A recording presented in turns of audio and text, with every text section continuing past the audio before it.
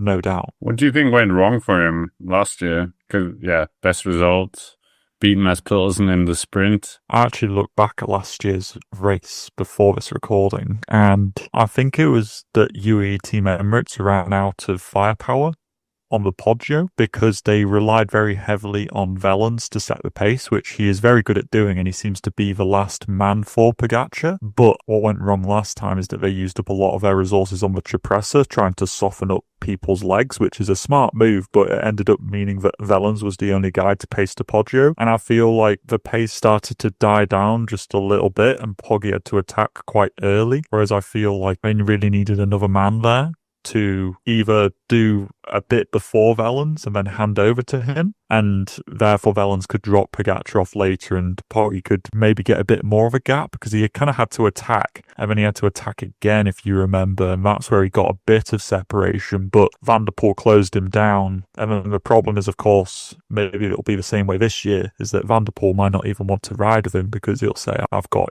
X, Y, and Z behind who I feel like we're just going to go with instead. So Milan-San Remo seems to go through phases of how the race is won, and maybe we're entering into a slightly new phase. But go back to your question, yes, in summary, I think UAE Team Emirates generally just ran out of firepower, so I feel like maybe they could try and rectify that this year. I mean, Mathieu van der Poel, he's the other rider with 3 monument victories in, well, he's tried Liège-Bastogne-Liège, finished on the podium there. That's kind of his bogey, and Il-Lombardia has the Milan-San Remo, arguably the hardest one to win because it's so, like, as you said, kind of, you don't know what's going to happen. But, I mean, in terms of Pogacar, so now we know this one didn't work. The team kind of ran out of power, as you said. Couldn't outsprint Michael Matthews and Jasper Philipsen. Okay, yeah, he's a GC rider. He shouldn't even be in that sprint, really. But how does Tadej Pogacar, if you're the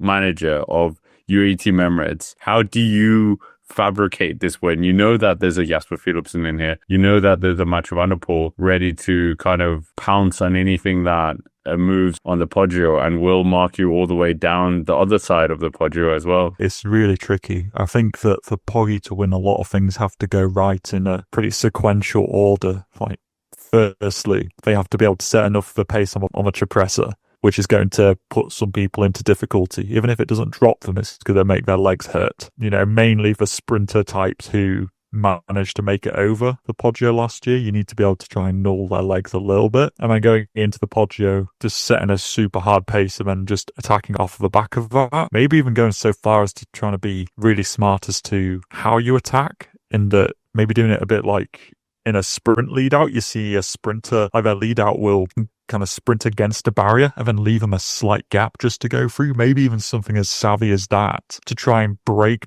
people off of the wheel, get them out of the toe of Pogacar. Because if there's somebody like Van der Poel or whoever on the wheel, if Wellens can kind of squeeze him a little bit, which might be a little bit of like, a dirty move to some people, but if the gap is small, it's going to make it hard for people to follow Pogacar through. So maybe if they even did something as clever as that, which is going to be very difficult to do when you're going full gas up the Poggio anyway, having the mental headspace to even consider doing something as clever as that. Poggi did well last year. Like he managed to get a gap, but then he got closed down pretty quickly within like 2 turns on the descent of the Poggio. So I think his descending is also going to have to be a little bit faster, because a lot of the favourites alongside Poggi, I'd say, are generally slightly better bike handlers than he is, and I think he's going to need a bigger gap to hold him off on the descent, because when you got the likes of, like you say, Van der Poel, just is one name, he will probably be able to descend down the Poggio at least 5 seconds faster than Poggi would, I would say. So therefore Pogacar needs like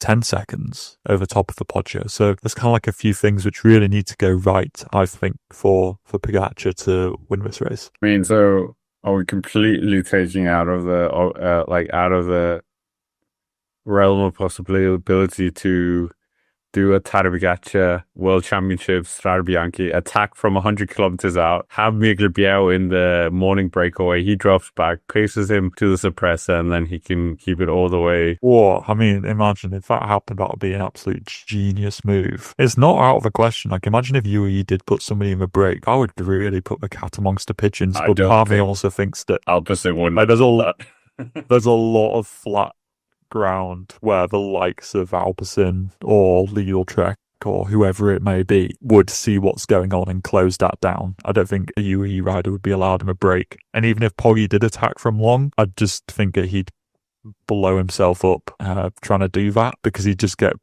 hunted down by domestiques of other big teams. So I feel like that's almost a bit of a waste as well. He's just got to really nail this Poggio. Like, we've got to treat it as like a sprint lead out, like actually getting it down to like the fine, like launching him at a specific point, absolutely nailing it. Like, yeah, you got to treat this Poggio as a sprint lead out, basically. Yeah, I think you're quite right with that. But I mean, getting very close. If they could have just gotten rid of Jasper Philipsen and Matthews, I mean, Matthews is very hard to get rid of. But yeah, but we might as well.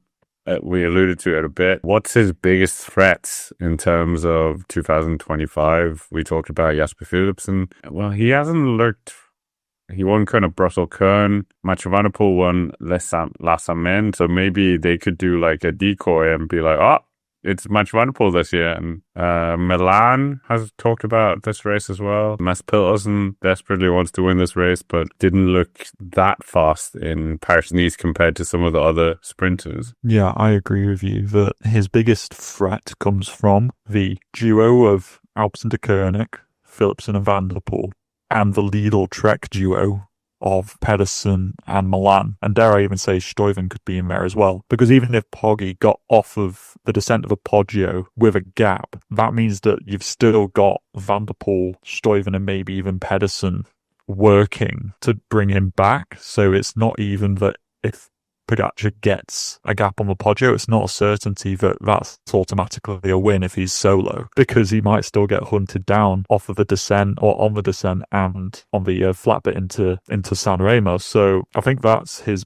biggest threat, is the other teammates. But like you say, it might just be a red herring where Alpecin de Koenig went with Philipsen last year, and they might instead say, right, actually, no, we're going with Van der Poel this year, because they probably see Milan as a big threat. So they want Philipsen just to be able to use the work of Lidl-Trek. So Alpecin might try and be, do a bit of a double bluff to see if, Lidl-Trek will respond to it. So there's a lot of fine intricacies that go on. I would say that those are the biggest threats. Obviously, there's the ever-present, like Pidcock doing a Pidcock thing on the descent, Mohoric doing a Mohoric thing on the descent, any number of other kind of rogue riders like Michael Matthews, who's always very consistent here. Like, those are your big threats to Pogačar. I mean, I did talk to Michael Matthews about last year's San Remo.